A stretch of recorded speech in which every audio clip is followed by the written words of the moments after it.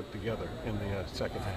I think the first thing you got to do is give Florida credit, because Florida's got really good personnel. They're very well coached, and they did some good things as far as what they want to do with their personnel on offense. So you got to give a lot of credit to those guys. And it really wasn't what they did. At times it's kind of how we did it.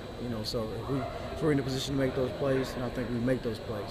But you got to give a lot of credit to them. Not taking anything away from their performance. They played well, and they came here and they gutted it out, and they got the win. Talk about losing Brian, what that means to the secondary. It means a lot, because Brian was a really steady guy, really dependable guy.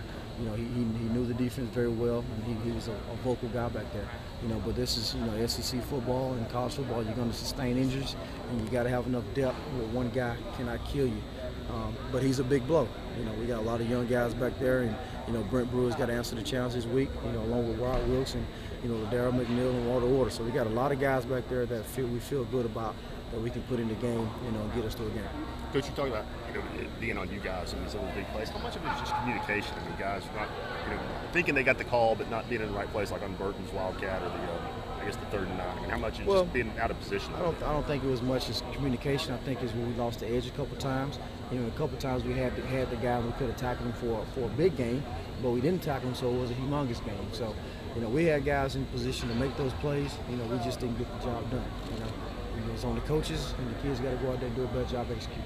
And moving forward, Coach Dooley thought no change in the depth chart this week, but a lot of guys are going to play. Just how big of a chance is it for guys like Justin and Dion and maybe even Daniel who have not been playing this week to show what they can do? Well, it starts in practice on Monday. We're putting guys in position to make plays, and we're giving everybody the opportunity to go out there and compete during the week.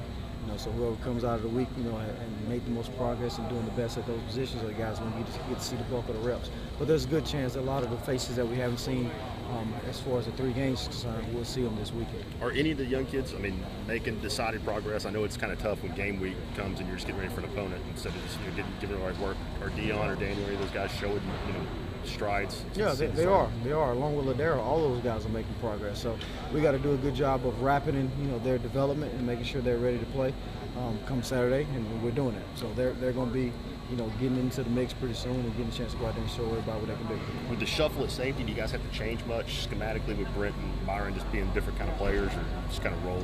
Not really. We go right and left a lot. So both safeties got to be capable to roll down in the box, and both of them got to be able to play the middle of the field and play half cover. So we're not going to alter what we're going to do defensively, because both of those guys have done that all camp and all spring.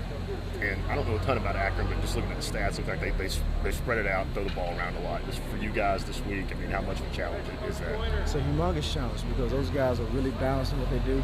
They're well coached, by Coach Bowden. He does a really good job with the personnel that they have. The quarterback is a really steady guy. He's been there for a long time, so he's been battle tested. So, we got to do a good job of going in there and covering those guys. We got to get our hands on them, and we got to make sure we give D-line, enough time to get to the quarterback, and the D-line's got to get there, and they got to get the hands that push spike. So it works, all together.